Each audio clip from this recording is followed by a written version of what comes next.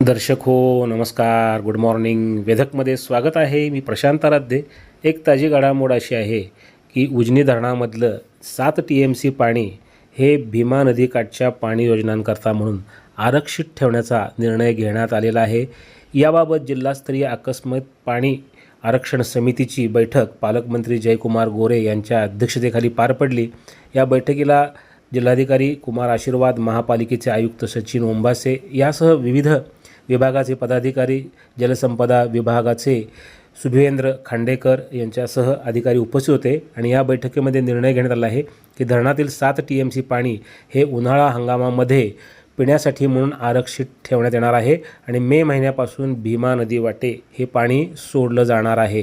दरम्यान उजनी धरण जे आहे ते आता आपल्या टक्केवारीच्या 50च्या आत आलेलं आहे. ते 28 मार्च रोजी सकाळी धरण 49.02% अशा स्थितीमध्ये होतं.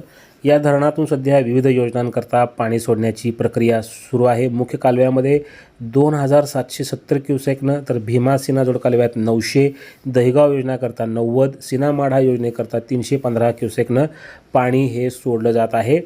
धरणामधला एकूण पाणी साठा हा 89.92 TMC इतका आहे आणि यातलं उपयुक्त पाणी जे आहे ते 26.26 TMC इतकं आहे आणि धरण 49% अशा स्थितीत आहे. 2025च्या पावसाळा हंगामामध्ये उजनी धरण 100% भरलं होतं.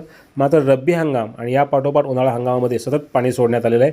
त्यामुळं धरणातला जवळपास 50% पाणीसाठा हा आता कमी झालेला आहे आणि ह्यातील आता 7 TMC पाणी जे आहे ते उन्हाळा हंगामामध्ये भीमा नदीकाठच्या पाणी योजनांकरता म्हणजेच पंढरपूर, मंगळवेढा, सांगोला, सोलापूर या योजनांकरता म्हणून आरक्षित ठेवण्याचा निर्णय घेण्यात आला आहे.